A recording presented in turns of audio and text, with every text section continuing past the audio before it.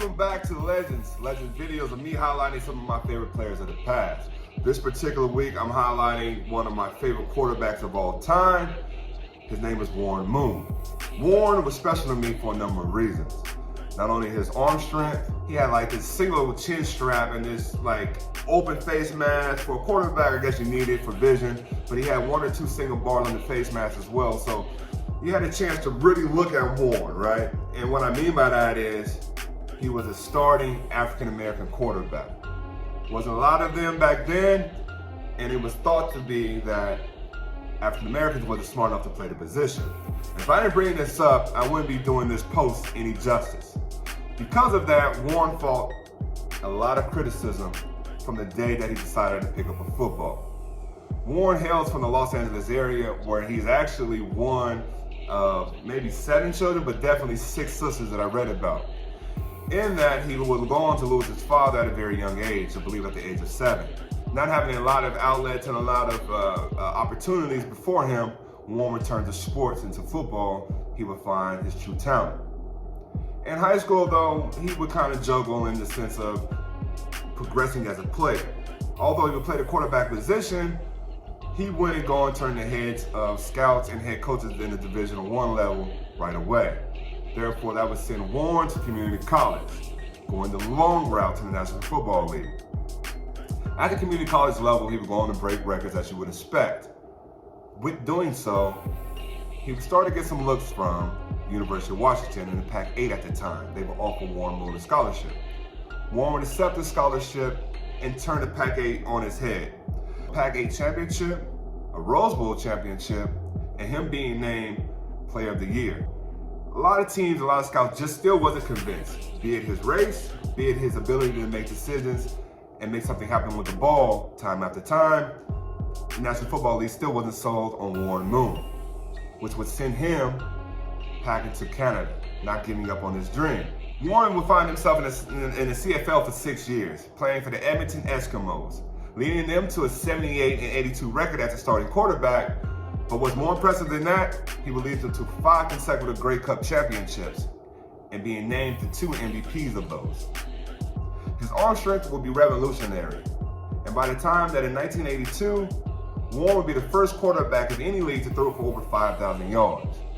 This kind of success will obviously draw the attention of the National Football League and make them think twice about some of the things they had to say about Warren coming out of the University of Washington compared to what the man had done in the CFL. Who could vouch for him even more than that was his head coach that was now at the Houston Oilers by the name of Coach HUGH Campbell. Coach Campbell was side by side with Warren for 5 of those consecutive Grey Cups that he would go on to win because he was his coach in Edmonton. Pulling a little strings and saying the right things he needed to say to the front office, Houston Oilers decided to make the 28-year-old Warren Moon the highest paid player ever, and also their rookie quarterback. In that rookie year, he would go on to break a franchise record, throwing for over 3,300 yards. All that success, those back-to-back 4,000-yard seasons that Warren Moon would go on to have, it would put him in the likeness of Dan Fouts and Dan Marino as the only quarterbacks to have back-to-back 4,000-yard seasons in the National Football League. But teams are looking for their missing pieces. In 1993, the Houston Oilers would go on and trade Warren Moon to the Minnesota Vikings, who at that time was rolling and thought that Warren Moon would be a missing piece. He would have success there, but not the success he won ultimately, and that's winning the Super Bowl.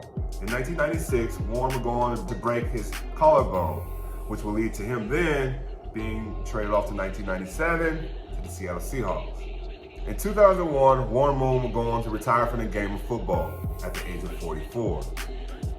At the date of his retirement, Warren Moon retired a top 5 passer with over 49,000 yards passing, over 290 touchdowns, and over 6,800 pass attempts. He will be named to the 2006 Hall of Fame, and therefore being the first African-American quarterback, first undrafted quarterback, and the first CFL quarterback or player to be named to the National Football League Hall of Fame. No one thought Warren Moon could be an NFL quarterback, let alone join the likeness of some of the greatest to ever play the game. Be it discrimination, be it, let's just say, not understanding different talents, bring out different capabilities. Warren Moon helped open the door for a lot of African-American quarterbacks. Warren Moon had a huge influence on my life because he encouraged me not only give up on my dream, but not to listen to what naysayers may say about my talents or what they think I'm capable of accomplishing.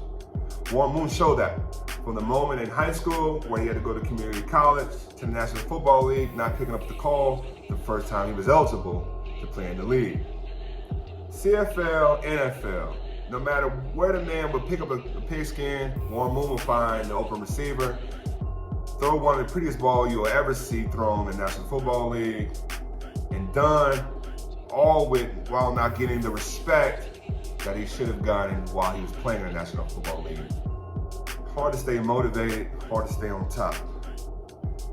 But those two things Warren Moon had to look for because his naysayers and his haters always continue to give him that kind of headline week after week, which led to him breaking records year after year. That's what Warren Moon continued to show me throughout my career. And even as I look back on his career, numbers don't lie.